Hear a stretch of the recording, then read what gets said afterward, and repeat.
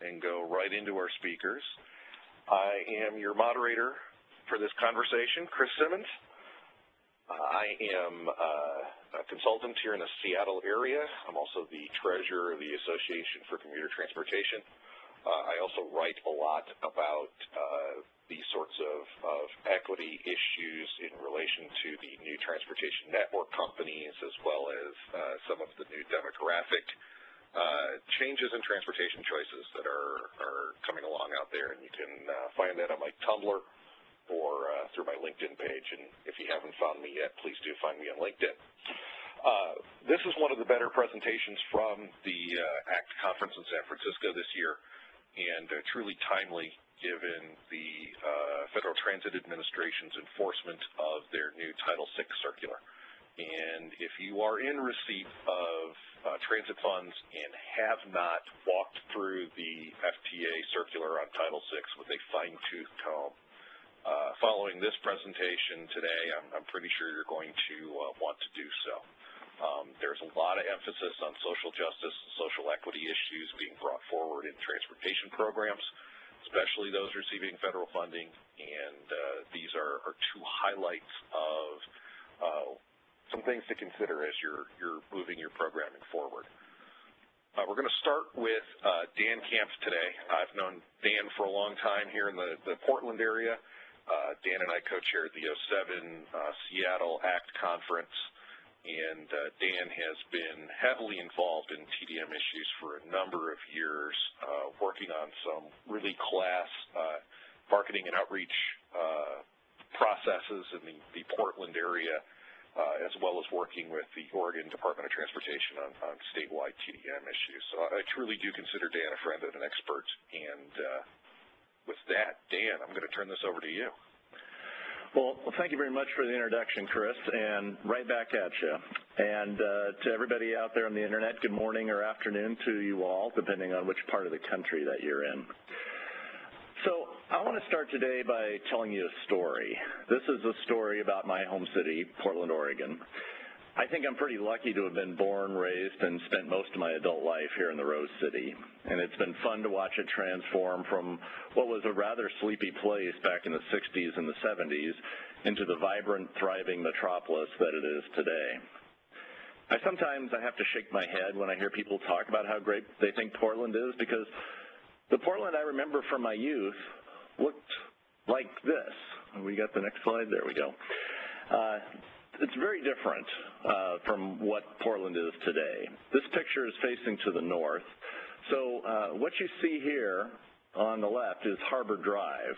This was part of U.S. Route 99 through downtown that sat on the west bank of the Willamette River. This picture was taken in the early 1960s, so you can see over here we've got Interstate 5 being constructed as well. And then also notice the parking lots and the vacant blocks down here on the bottom part of your screen. So Portland, like most U.S. cities in the 1950s and the 60s, was busily building freeways and tearing down its older buildings to create more space for cars. So Portland had a lot of parking lots like this one when I was a kid. This lot was built specifically to provide parking for the nearby Meyer and Frank department store, which was losing customers to suburban stores that could provide free parking. But what's particularly noteworthy about this parking lot is one once stood on this site. This is what we tore down to build a parking lot. This is the Portland Hotel. This magnificent structure was less than 50 years old when we tore it down to build more space for cars. And this was pretty typical behavior in American cities in the post-war era, when the car was rapidly reforming the landscape and people were fleeing cities for the utopian promise of suburban living. And this is just one example of how Portland was tearing down some of its classic downtown architecture to create more space to stow cars. But beginning in the 1970s and then continuing through the 80s and on to today, there began a transformation of the city into what it has become today. There's really no one person that's responsible for this transformation, but a good example of the leadership we had back in that day is Mayor Bud Clark.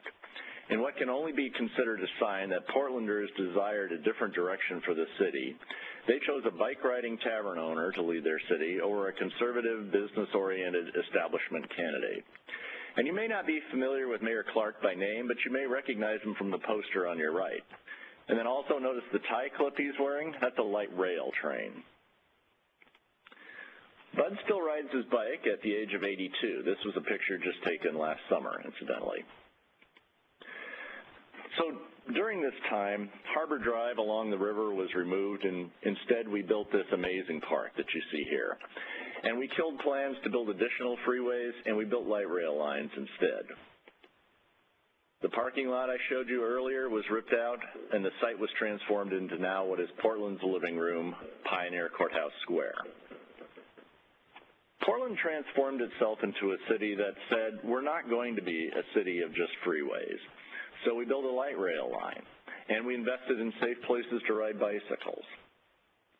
We built the first new streetcar line in the United States since the end of World War II. And we looked to creative transportation solutions, such as an aerial tram, to overcome Portland's hilly topography and to create new connections. Portland doesn't look like many other U.S. cities, and that's no accident. It's always been a city that attracted or created its share of hardworking, talented, creative, and slightly offbeat people that recognize the uniqueness of this place and are willing to fight to protect it. It is most assuredly not the city where young people come to retire, as Fred and Carrie like to joke.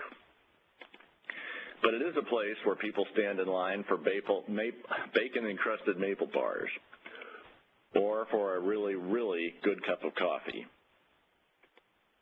Portlanders place a high value on our city being a unique place in the world, and almost to a fault, we cultivate that image for all it's worth. You can get an incredible meal at a wide variety of restaurants or at an equally amazing collection of food carts. We're home to over 50 microbreweries. You can try a new one practically every week of the year. And we've been one of the best large cities in America for bicycling for years, although lately we've been resting a bit on our laurels. But we love our bikes. As a matter of fact, we close down 2 interstate freeways one day a year so we can ride our bikes across the bridges and see the magnificent views from their top decks. We hold rides for redheaded people. We ride our bikes in the mud, and we celebrate and honor those who ride year-round in the rain. Really, no idea is too crazy for a bike ride theme. And in an act of harmonic convergence, we have food carts that sell microbrews using tap handles made from bicycle components, designed and built right here in Portland. We love, or at least we tolerate, all the rain that Portland is famous for. As the saying goes, there's no bad weather in Portland, just leaky jackets. But there's no better place to be when the sun's out and the roses are in bloom. Yes, it's a pretty good life we have here in my hometown, and I think most Portlanders feel pretty lucky to live where we do. But what I really want to talk about with you today is the portion of the Rose City's history that most people have never heard about, never seen for themselves, and they're usually shocked when they do hear about it.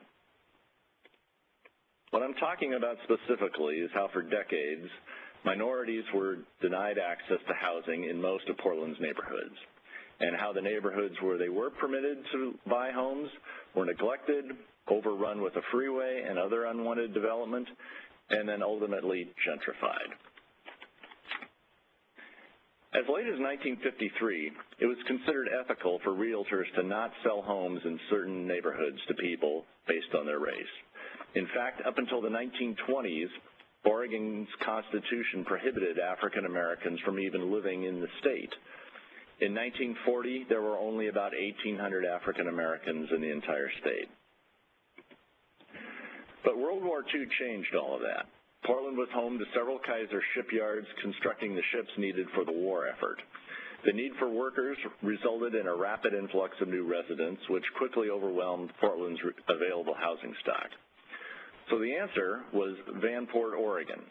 This city sprung up overnight on the lowlands along the Columbia River between North Portland and Vancouver, Washington, hence the name. During the war's peak period, Vanport was home to over 40,000 workers, about 40% of them African American. It was the second largest and most racially integrated city in Oregon. After the war ended, Vanport's population quickly dropped to less than half of what it had been. Yet the city still remained viable. Vanport College was created to educate returning soldiers under the GI Bill, and in time has become Portland State University, the largest university in Oregon. In essence, though, the continued existence of Vanport after the war had everything to do with the city of Portland not wanting its residents. And it was one of the few places around Portland where African Americans had not been redlined. Now, if you're not familiar with that term, redlining basically meant designating certain parts of a city to be off-limits to people based on their race or other factors. So the red areas that you see on this map of Portland are the neighborhoods where African Americans were permitted to live and own homes. If you were African American, you could not get a loan to purchase a home outside these redlined areas. And this area right up here at the top, this is where Vanport was located. This map dates back to 1938, so this was slightly before the creation of Vanport. Vanport came to an end on Memorial Day in 1948 when a dike burst and floodwaters from the Columbia River engulfed the city. The city was a total loss, and instantly 18,500 people were homeless. 5,000 of them were African American. Portland was forced to deal with the issue of where to house these people who had just lost everything and had nowhere to go. And just like in the aftermath of Hurricane Katrina, temporary trailers were put into place. But obviously a more permanent solution was needed. So most of the African American residents of Vanport were forced into housing located in the Albina neighborhood, indicated right here in the center of the map. But as Portland continued to grow through the 50s and 60s, Albina fell victim to several significant developments that radically changed the neighborhood forever. The construction of Memorial Coliseum in 1960 came at the expense of 476 homes, along with a historic church and scores of African American-owned businesses. When Interstate 5 was built through Portland in 1964, it plowed, yes, right through Albina, displacing yet another 300 homes and exposing the remaining residents to a major increase in air pollution. And this thriving corner at the intersection of North Williams Avenue and Russell Street was declared to be, quote, urban blight and destroyed and demolished in the early 1970s to make way for the expansion of a hospital. And all 19 acres and 1,000 homes were lost. And just to add insult to injury, the proposed hospital expansion didn't occur for another 40 years. At one point, Williams Avenue was full of booming jazz clubs, stores, and other businesses, and was home to a thriving black middle class. But growing up in the 1970s, this was my impression of it. Desolate, uninviting, crime-ridden.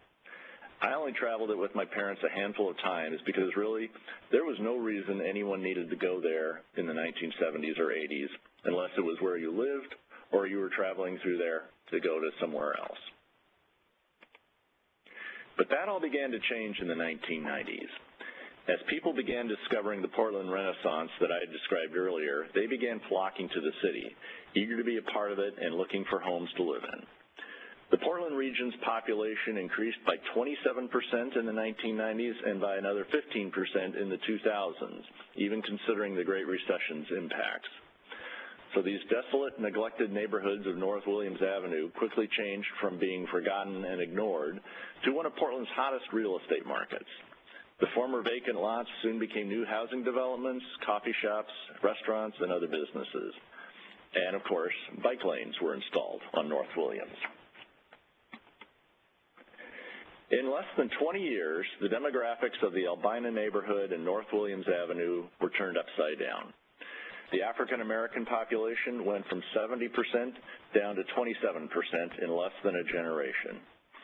Property values and tax assessments soared, raising the cost of buying or renting a home.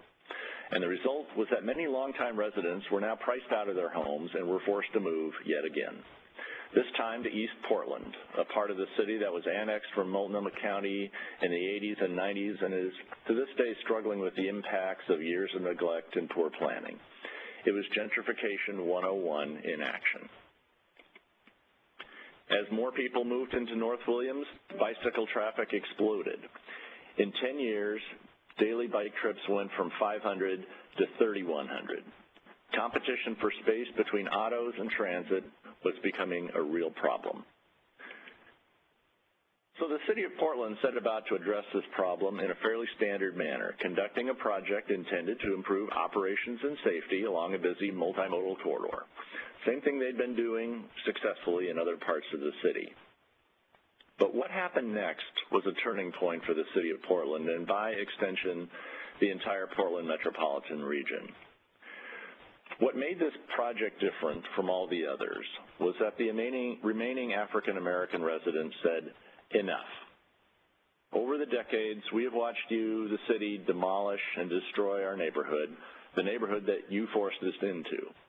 And now that most of us have been forced to leave and our neighbors look very different than they did even 10 years ago, now you want to improve it. Why didn't you want to improve it earlier? Why wasn't having safe streets in this neighborhood a priority in the 60s, the 70s, or the 80s? To be fair to the City of Portland, their staff and contractors working on this project include many wonderful, completely well-intentioned people that I truly respect. But I don't think anyone anticipated this level of pushback from the community. Decades of bottled-up collective hurt and anger that come from being treated as second-class citizens had finally exploded, all over a bike lane project. I'm happy to report that the city quickly grasped the enormity of the situation and quickly hit the reset button on their process. They added more community voices to their decision-making committees, and they realized that taking the time to recognize the past was as important as planning for the present and the future. The final project agreed to by the committee and the city wasn't so radically different from what had been proposed all along. But what was different was that the African American community finally felt like they had had a voice in the process and that their experience had been recognized and honored. Portland is by no means the only metropolitan area that is dealing with issues such as these, and we've admittedly been slow to respond to these issues. The benefits of our transportation and investments in particular have not been distributed as equitably as they should be. The North Williams story is a prime example of how we're beginning to correct the errors of the past. But I wanted to share several examples of what Metro is doing to ensure we're serving all of our citizens. So I'll start at a rather high policy-focused level and drill down to more project-based examples. So the story of North Williams showed us that while we may have our hearts in the right place regarding equity, there is still a significant knowledge gap in our collective understanding of how to address it in our decision-making processes. And we don't fully possess the capacity and tools needed to put that understanding into action. So in 2011, Metro began an effort to improve upon this shortcoming and to take the step of operationalizing equity into our decisions, not just saying that it's important. Metro is the nation's first and only directly elected regional government. Our councilors are voted into office, so we are directly accountable to the public. We're not only the MPO for the Portland region, but we're also responsible for charting the land use and development direction for the region, in addition to managing a wide array of other public functions. So these 6 desired outcomes for the region direct everything we do on behalf of the 25 cities and portions of 3 counties that comprise the Portland urban area. Equity is specifically called out as one of the 6 outcomes, and it can be argued that the other 5 are relatively meaningless if they are not distributed equitably. So the regional equity strategy was born out of this desire to ensure that all residents of the region are benefiting from the decisions and investments that we make. The first step in this work has been to create a definition of what it really means to advance equity. A project steering committee has been overseeing this work and has created this definition of advancing equity. And really it focuses on actively promoting the universal value of the common good through justice, impartiality, fairness, to achieve a greater impact beyond meeting our basic needs, and then to understand the underlying root causes of outcome disparities and to create opportunities to address them. So with that framework in place, the group has turned towards developing an approach for implementation. So we're currently in phase 2 of this timeline and are working towards having a final product next summer. So quickly now, my second example is how we're improving our efforts to incorporate equity into the region's TDM program. Since 1997, the Regional Travel Options Program has conducted an independent program evaluation to track progress towards our goals and to ensure policymakers that their continued investment of funding in TDM is paying off. About half of the program's budget is dedicated to grants to external partners to fund local or regional projects or programs. There's a broad range of project types that we fund, and the ongoing challenge has been to capture data and to measure the outcomes of these investments. So we've learned over the years that measuring the performance and effectiveness of a wide variety of projects can be challenging. And equity has always been a part of our grant-making policy, but it's not really been easy to really measure or define what a successful project looks like from an equity perspective. So for our most current evaluation, we hired Steer Davies Gleave to conduct our most recent evaluation, and we explained this challenge to them. Their response was to create a new evaluation framework that provides us with a much greater array of metrics. So multiple account evaluation is that framework, and it's a methodology that establishes accounts based on high-level goals and objectives, and then assigns relevant indicators that can be measured to determine whether or not the goals are being addressed in a meaningful way. So projects funded by the RTO program are measured in one or more of these 5 accounts that you see on the left side of this chart. So I'll just zoom in here on the equity and health account, and this is what it currently looks like. There's a lot of type in there, I realize, so this is more just to give you an idea of how the account indicators are defined. You can take a closer look at this document by downloading it from our website, and we'll have some links available on my last slide of the presentation. But one of the really nice things about this framework is its flexibility. So as we continue to work on the regional equity strategy that I just talked to you about, and as we develop more specific metrics around advancing equity, we can incorporate those into our multiple account evaluation framework. So this enables us to continue to improve our specific programs' equity outcomes, as well as improving outcomes at a higher regional level. And then finally, we continue to learn and develop new partnerships through these grant projects. So I'm just going to wrap up here with a couple of project-level examples that have helped us to better understand how to engage with people from all walks of life around the region. Back in 2011, thanks in part to a Kaiser Foundation grant, Metro began an outreach program in Washington County called Vámonos. This was a Spanish-language-only program aimed at encouraging members of the large Hispanic community living in that part of the region to take part in active transportation. We found quickly that our typical outreach methods would not be successful with a Hispanic audience. There were entirely different ways they get information, and more importantly, the sources of that information were long-trusted leaders in their community. So a bunch of well-meaning government workers from Portland were probably not going to be the most effective messengers. So we began visiting community organizations and started asking questions, and we listened. We formed relationships. We got the community involved in designing programs and materials. We asked them what they wanted and what their needs and concerns were. Over time, trust was established and partnerships were formed, and from that, the methods of conducting outreach that would be effective were established. What we achieved with this project was relatively modest in terms of quantifiable outcomes. We didn't dramatically reduce congestion or start a bicycling revolution. But what we did accomplish, though, was to demonstrate to the community that was involved, and a community that has generally been overlooked and undervalued, that they were important and that their government was listening to them and doing something for them. In short, their government cared about them. And then my last example, Metro has been an ongoing grant partner with the Community Cycling Center. a nonprofit organization whose mission it is to bring bicycling to underserved and low-income communities. Starting in 2009, the center began partnering with the New Columbia community in North Portland. New Columbia is a mixed-income community, which is the largest neighborhood revitalization project ever undertaken in Oregon. It's home to 2,500 adults and children, with 11 languages spoken among families representing 22 countries. The neighborhood that it replaced, Columbia Villa, was yet another World War II-era public housing development that had fallen into disrepair and poverty. The project brought together residents, community leaders, government officials, and representatives from local organizations to learn how they all could work together to improve access to bicycling and its benefits within low-income communities. From those discussions, much has happened. A new bicycle repair hub has opened and now trains kids how to maintain and repair their bikes.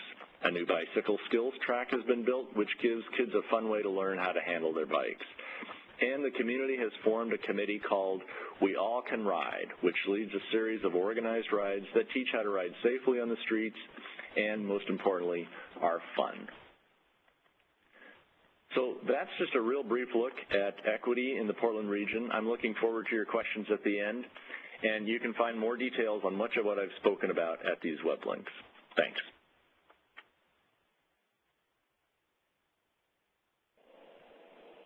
Great, thanks, Dan. Just a reminder that if you have any questions regarding Dan's presentation, we are going to take them at the end. Please submit them by clicking the Q&A at the top of the screen.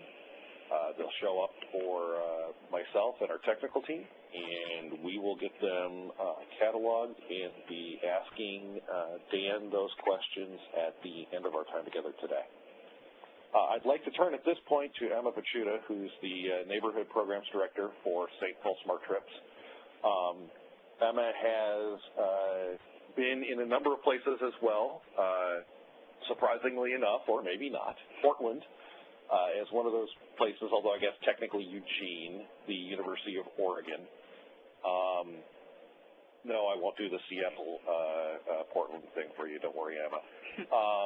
But Emma is a licensed cycle instructor from the League of American Bicyclists and has done a number of bike and neighborhood programs as well as architecture planning. So with that, I'm going to let Emma talk about her program and equity issues. So Emma, turning it over to you. Okay, great. Thank you. Well, hi, everyone. I'm really excited to be here today to be able to share some of the work that I've been lucky enough to be a part of for the last few years. St. Paul Smart Trips is one of 4 TMOs in our Sutherland County, Minneapolis-St. Paul metro region. Our TMO specifically targets and works within the city of St. Paul, Minnesota. We're a little unique in terms of what TMOs normally work with. I think one of our programs that really pushed the boundaries the most is our Smart Trips Neighborhoods program.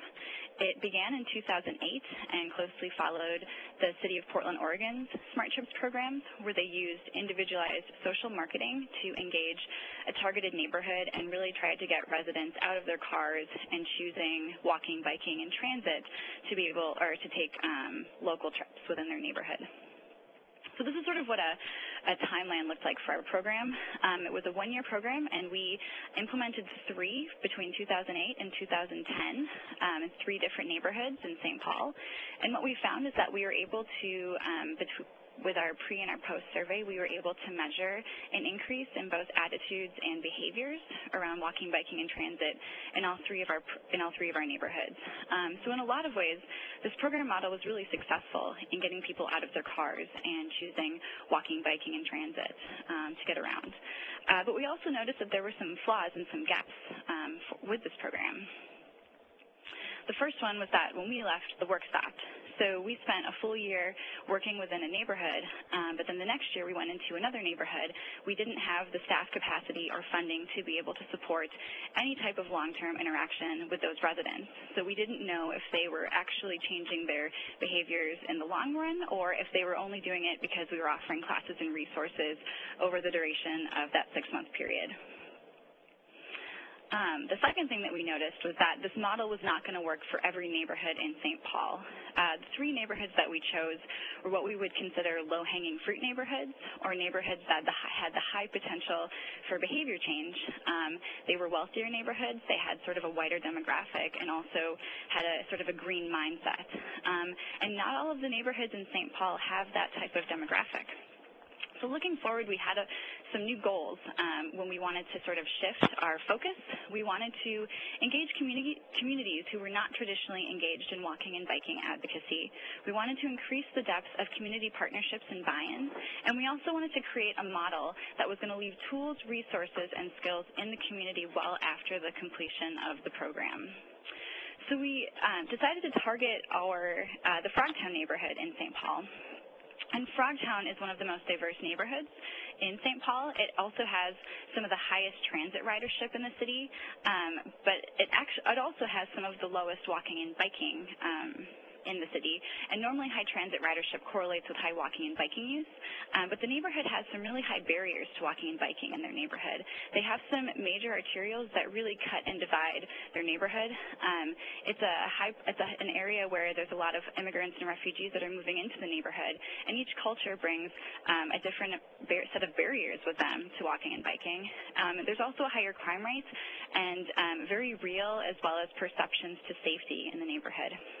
There's also a lot of great assets that the neighborhood brings. There's a lot of community leaders doing a lot of really great work. There's also a local foods movement that's really taken shape in the last couple years. And the new light rail that just got up and running in June of this year that runs between Minneapolis and St. Paul runs right through Frogtown and actually has 3 stops in the neighborhood. So we thought this would be a really wonderful neighborhood for us to try to focus our engagement with. So I was lucky enough to come in 2011 and be able to spend 5 months networking and connecting in Frogtown. And so sort of the first thing that I did was I connected with residents, I went to meetings, I went to barbecues, and I basically asked, like, hey, do you want Smart Trips to come and work on walking and biking issues in your community? And if you do, what would you like to see out of this program? And overwhelmingly, we heard that, yes, people did find value in walking and biking or in Smart Trips coming to work on walking and biking issues in their community. And what they wanted to see, what we heard was community members did not want a program done to them. They wanted a program done with them. They wanted residents working on this work, and they also potentially wanted to engage youth on this work. A third of the population in Frogtown is under the age of 18. So I was at a barbecue during that 5 months of networking, and I ended up meeting the director of the Kitty Anderson Youth Science Center at the Science Museum of Minnesota, and she also happened to be a Frogtown resident. The mission of the Youth Science Center is to empower low-income youth of color, and girls to change their world through science. So she was explaining what the YSC does, which is they hire crews of youth around St. Paul, and they get them to work on science topics and then bring a science project to the community. And I was explaining how Smart Trips was looking to work in Frogtown around walking and biking engagement. And we came away with that conversation saying, wow, what if we hired a crew of youth from the Frogtown neighborhood to work and to learn about transportation issues to ultimately do outreach within their own community. And that was sort of how the idea of our program was born. So this is sort of what our timeline looked like in 2012. It took a long time to be able to formalize this partnership with the Youth Science Center at the Science Museum. We also created other partnerships with the Frogtown Neighborhood Association, Cycles for Change, which is a local bike shop, and also the Friendly Streets Initiative, which is a resident-led initiative around placemaking that encompasses several different neighborhoods, including the Frogtown community. We also did a lot of organizing to hire our crew manager, and we ended up finding a Hmong spoken word artist, Tusaik Lee, who is our crew manager for our youth, and he was hired on at the end of 2012, and he has been tasked and is still tasked with having anywhere from 10 to 14 Frogtown crew at one time and working on issues and learning about issues around transportation. So our timeline in 2013, basically we immersed our youth in what the YSC calls the 3 Cs, which is content, careers, and community. So the crew that we were working with learned about basically learned about issues that were happening in Frogtown. They learned about bike mechanics. They painted their own bike frames. They went to the Youth Bike Summit in New York to hear about what other youths were doing in their communities. They hosted their own focus group, engaging 60 of their own peers to hear about what the perceptions and the stigmas were to walking and biking in the neighborhood. They also, with the support of the YSC, hosted a series of events to learn how to engage community, how to host events, how to market themselves, how to get people to come to things that they were hosting.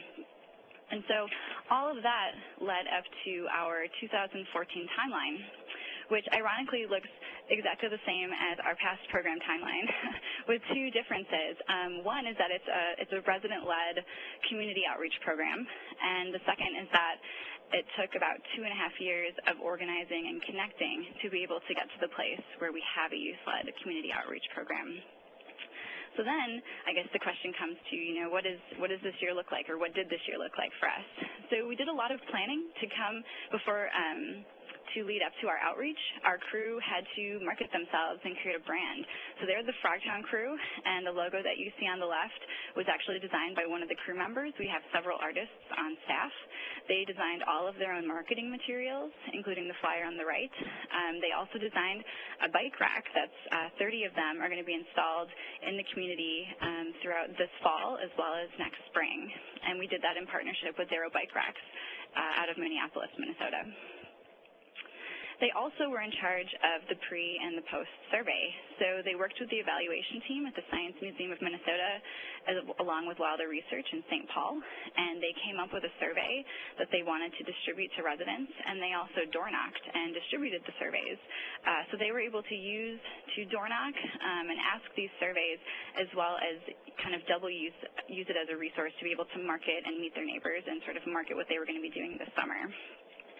So what did they decide to do this summer for their outreach? Well, they decided to host a series of 9 block parties in the neighborhood. All of the block parties were strategically located near or on all of the crew members' blocks. And the secondary goal of this was to really have our youth engage with their own families and friends and neighbors around walking, biking, and transit issues as well. At the culmination of the 9th block party was also going to result in a permanent Paint the Pavement project. And for any of you who don't know what Paint the Pavement is, it's a sort of a painted intersection. The goal is to basically slow down traffic, or at least from a planning or an urban design perspective. It's to slow down traffic and to get people to sort of see the intersection. From a community development standpoint, it's really meant to bring the community together and to work on a design and to really use teamwork to create sort of an art sculpture, an art piece within their own community. So this is some photos from some of the block parties. All of the activities were designed and led by our youth crew. They had a registration table, which is a photo in the bottom left, and at the registration table they decided that they wanted to use a passport system. They found that the first couple block parties, some people were sort of coming and getting food and leaving again, and they wanted to make sure residents were staying. So they had a passport where residents had to, I think, check out at least 3 of the stations that they had at the block party, and they found that it was a really good tool to get people to stay for a while and to really meet their neighbors. They also, a photo on the top right, I don't know if you can see the bicycle in the corner over here, but that was a tactic of engagement. It was our open mic on a trike. So our crew manager, Tusek, really brought in some of his own flavor and had performances and had our sound system basically brought on a trike. And so that's kind of the thing that people in the community know as the Frogtown crews. It's their open mic on a trike. We also had things like slow bike races. They had free bike mechanics available to residents. They created some memes, which is this bottom photo over here. And I don't know if everyone knows what a meme is. I feel like anyone over the age of 21 probably doesn't, but it's usually a photo. It's some sort of quirky photo with some sort of quirky writing on it, and if you look it up on the internet, M-E-M-E-S, a series of them will pop up for you. So our youth created memes to educate residents around the one bike boulevard that just got constructed in the neighborhood along Charles Avenue. So these were meant to really get community members to be informed around the new bike infrastructure that is now in their neighborhood. So we also really tried to, engage residents around and learn and evaluate throughout the block parties too. So we had ways to get people to think about their community, ways to get people to think about their environment, positive things, negative things. The photo on the top was actually, so what happened with our Paint the Pavement project is that we realized that it was a little too much work for the crew to be able to do the block parties alongside of the Paint the Pavement project and really authentically engage community. So we decided to actually have a temporary Paint the Pavement project at our final block party and use it as an education tool to really engage with residents around what is a Paint the Pavement and see and kind of gauge the level of engagement or the level of interest from the residents. So the photo on the top photo is there's a chalkboard and we had residents actually create a design. And the winning designs got added to the Paint the Pavement that was that one of our crew members had come up with, and then we had to blow up and sort of graph it out on the entire intersection and chalk it out. And so we were really impressed with how well this looked in terms of how many youth we had working on this and how many young kids had spray chalk cans. It was a little stressful, but we were really happy with the outcome. And we also heard that residents thought it was great. They were really excited, and they really wanted to have a permanent Paint the Pavement project in their community. So because of this feedback and because of the summer outreach, we've actually decided to extend our outreach engagement into next summer. And we hope that our youth decide to do something along the lines of a permanent Paint the Pavement project. But we really want to give them the freedom and the flexibility to choose to do whatever type of work that they see holds value for them. So what did we learn about this project? Well, there were some challenges along the way. We had to relinquish a lot of control and ownership of our program. Smart Trips, along with, I'm sure, a lot of TMOs or other organizations, is used to owning a program, and it looks the way you decide it's going to look. And that didn't happen with this program. We really gave a lot of freedom and empowerment to our crew and to our crew manager to create a program that they wanted. And it looked very different than probably what Smart Trips would have chosen it looking like. Working with youth is a huge challenge also. One thing that we found was that one or two of the first block parties didn't have the best turnout. One of them got rained out, and we had to change the location. And our youth got really, really bummed out about it. The morale went really, really low. And that was something that I wasn't expecting. I guess when you're an adult staff and an event doesn't work as planned, you sort of just keep rallying and working towards the next event. And we learned that we really had to kind of change our tactics as we went to keep the youth engaged and sort of walk them through what they would have considered a failure. And timelines, this has been a 3.5-year commitment from Smart Trips to work in one neighborhood, which is very different than our past work, which was 1 year in a neighborhood. And so we've really learned that to really create authentic community engagement in a neighborhood, it's going to take time. It takes time to build trust, and it takes time to build relationships. But some of the successes that we have taken away are, the first thing is that we've been wholeheartedly accepted in the community. We have community members and local organizations regularly call us and reach out to us to help support an infrastructure project or help come and staff sort of a city meeting with them. They feel comfortable for us speaking for them, which we see is completely valuable and was something that we weren't sure if we were going to be able to sort of create that type of relationship in Frogtown. We have youth stepping up into leadership roles. One of our youth just joined the board of the Frogtown Neighborhood Association, and the Neighborhood Association has also asked to actually play a closer partnership moving forward. They want to work even more closely with the work that our youth are a part of, and they ultimately would like to staff some of our youth in their organization. And we also are currently looking for funding to staff 1 or 2 of our crew members at Smart Trips because we are so impressed with some of the work and the work ethic that some of our youth have brought to the table. We also have some of our youth that have stepped up into intern positions within the YSC. So they're taking on leadership roles within all these different organizations that we're partnering with through this program. And we also have been able to engage communities who are not traditionally engaged in walking, biking, or neighborhood issues. So we're not exactly sure where this program's going to go next year. We've been really lucky to have a few different funders that see really strong value in the work that we're doing, and they're also really open to sort of flexible timelines and changes to our programming. So we feel really lucky, and we look forward to continuing to report our work as we move forward. Thank you. No, thank you, Emma. We're going to move into the question section of our presentation today. Phil's been so nice as to flip up the Q&A process. If you have any questions on either Dan's presentation or Emma's presentation, please use the box as illustrated on the screen, and we will get those questions asked. If a couple of you have the same question, I may bundle them. But we will let you know that we got the question and get those submitted. My first question is for both of you, and Dan, maybe you want to talk about this a little bit first. Did the North Williams project or any of your other bike lane projects that you're starting to work on have any of the federal funding and its requirements attached to it? And have those new requirements impacted any of your design criteria or your eventual bike investments in that process?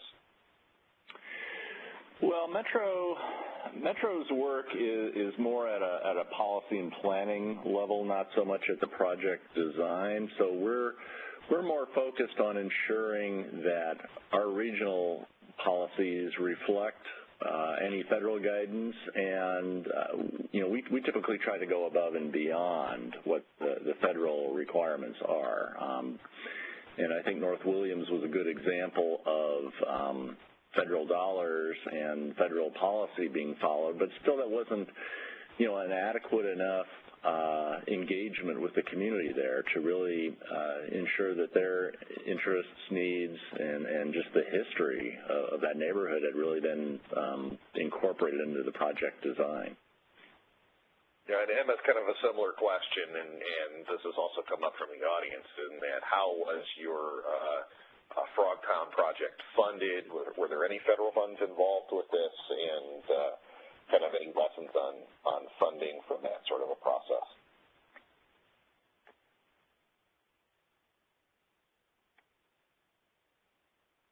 Did I lose Emma?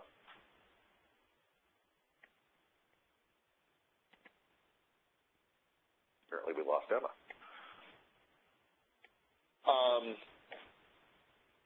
So we will get that question asked of Emma as soon as we find her again. Dan, you raised the right question with the planning side of this, and as long as I've got a second here,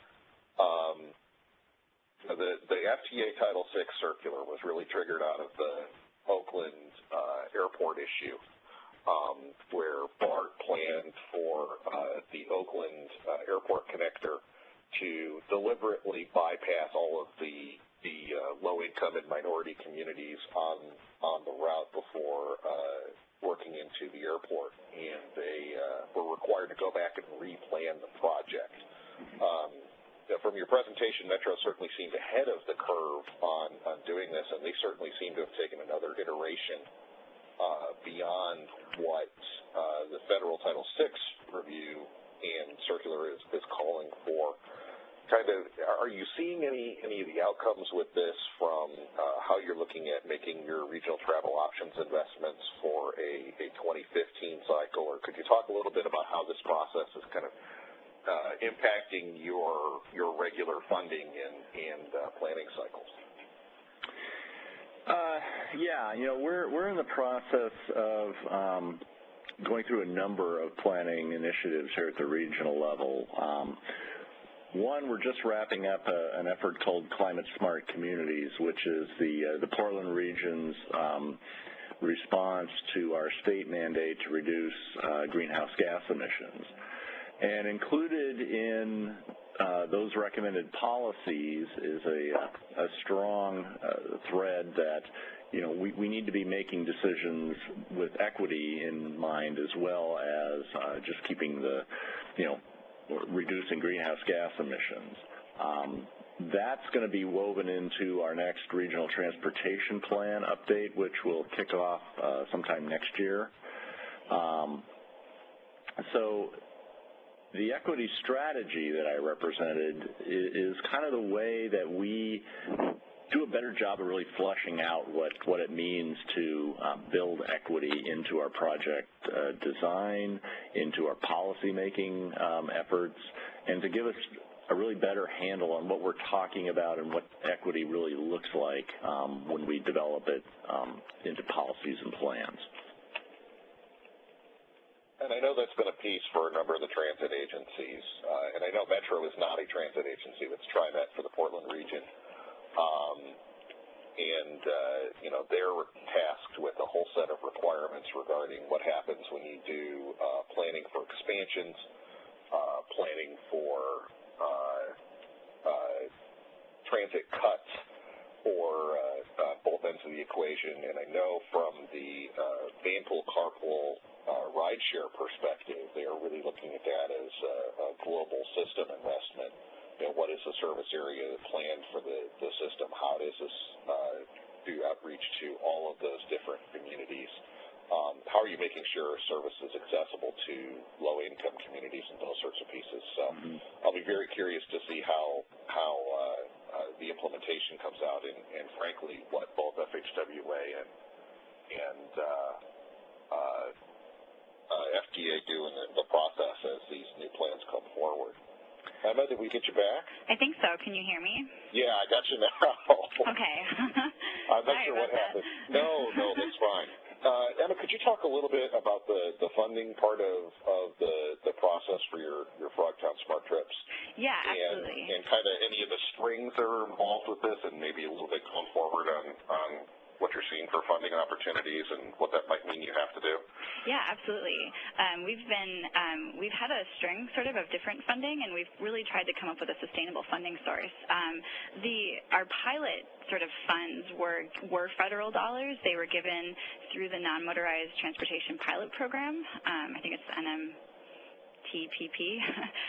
And so that was our first sort of startup funds, and they were federal. And so we worked really closely with our funders to make sure that we were meeting those requirements, which is why we also are really heavy on our evaluation and just to make sure that we're getting some measurements to evaluate the work that we're doing.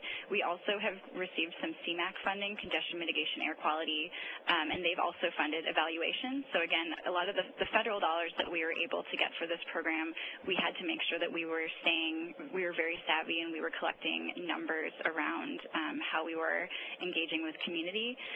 We've also received funds through a few local funders that I think is fairly unique to Minnesota or the Twin Cities area. One includes the Central Corridor Funders Collaborative, which was a group of foundations that came together to fund projects along the new light rail line. And then our other large funder currently is Blue Cross Blue Shield of Minnesota for the Center of Prevention, and they have a slew of funding opportunities for communities and programs that are looking to work on equity issues around health.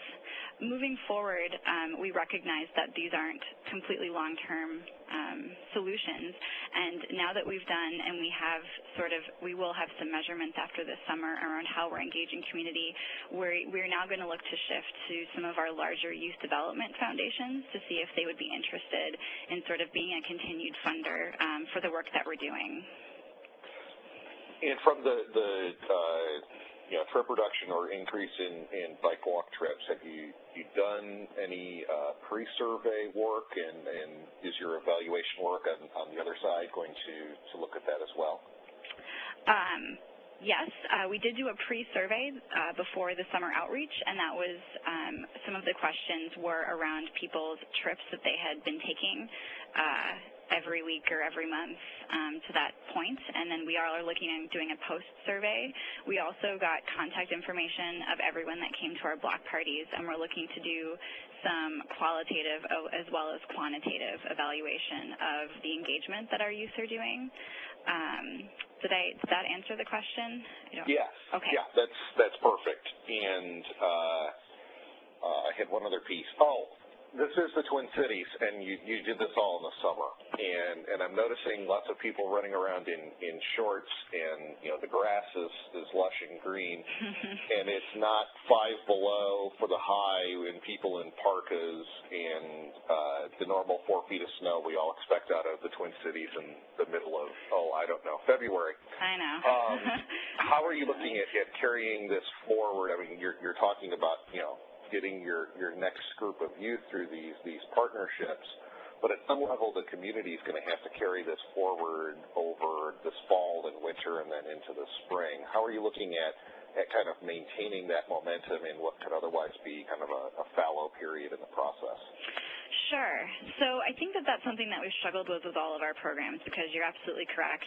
We have some really harsh winters here, and we see bike and walking numbers just drop here.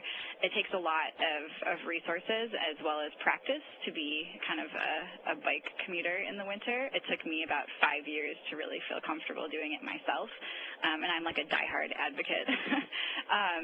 So I think in terms of momentum and what we're looking to do over the winter, I think we've learned that for us it's really important and necessary for our youth to continue sort of that content and curriculum and sort of working with our partners as well as planning for the summer outreach. So I think at this point I'm not sure if we're going to be really focusing on engaging the community over those winter months. We've really sort of targeted that 6-month window of really good weather when people are going to be the most ripe and sort of ready to try a walking or biking trip if they don't normally use that as a mode of transportation. I think moving forward, that's a really good question, and I think it's one that just anyone that works in a harsh climate sort of regularly asks ourselves, and we do have other programs that are sort of tackling that. We have a Women on Bikes initiative that hosts a series of winter biking classes and sort of a winter Skillshare class, but at this point I don't think our youth are sort of in a place where they are ready to winter bike, so I don't know if we're ready to engage the community sort of about kind of addressing that winter climate quite yet. Well, and it's the Hiawatha line that's running through Frogtown, am I right? That's actually, it's the Green Line. It's the Green Line. Yep, the Hiawatha line is the one that was already existing. So the new Green Line construction with it just opening this summer, that's a whole new run of how people are going to be looking at doing things in the winter too. So I could see where you'd be hoping for some spillover effects.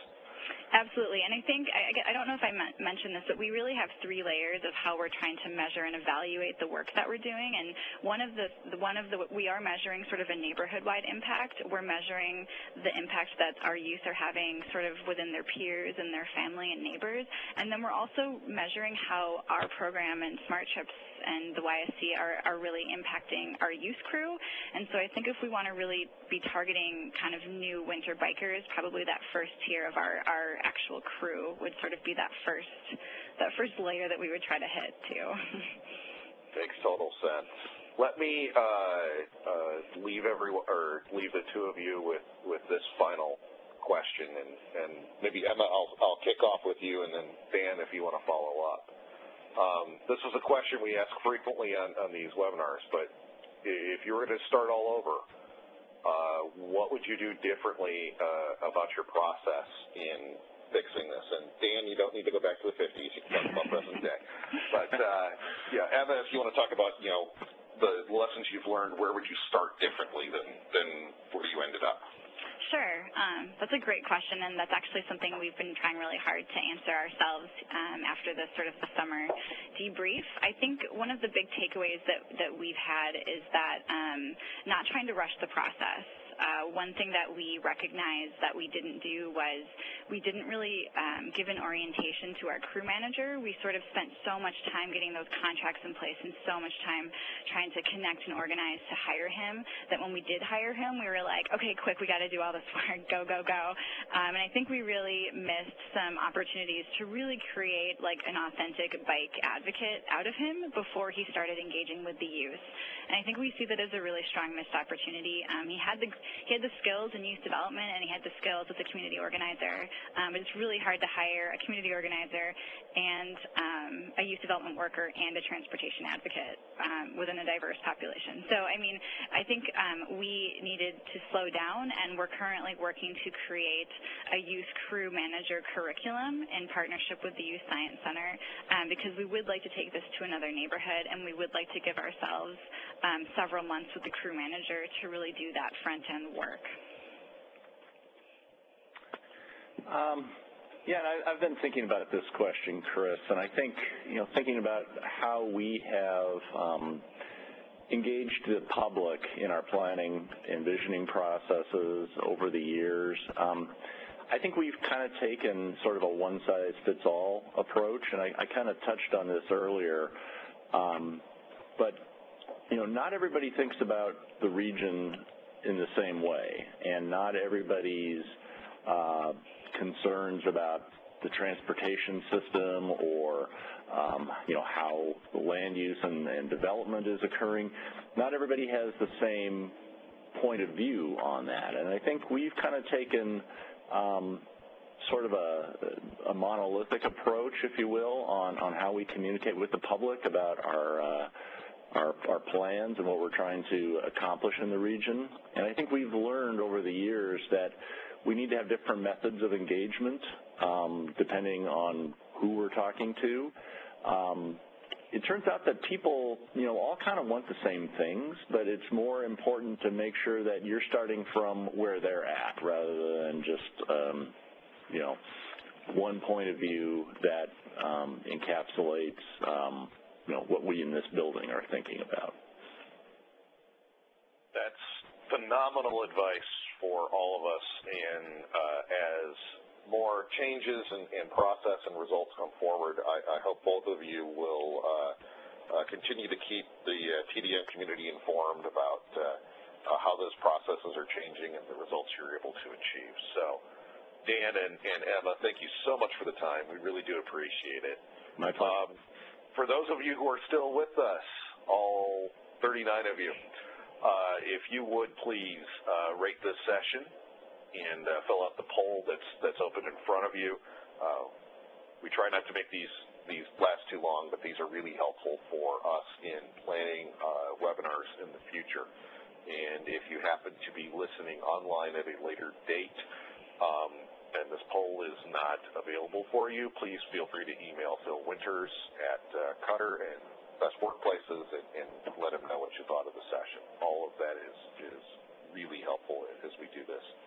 And Phil, I know there's a length of time that this poll is going to be open for folks if they need to go run and do something. Yes, and the link will be in the recording, too. Perfect. So I'd like to thank, again, Dan and Emma for their time and Phil at Best Workplaces for hosting these. And on behalf of Best Workplaces and the Association for Commuter Transportation, I'd like to thank you for your time today. Thank you. Thank you. Emma and Dan, and Chris, would you hold on? Thanks.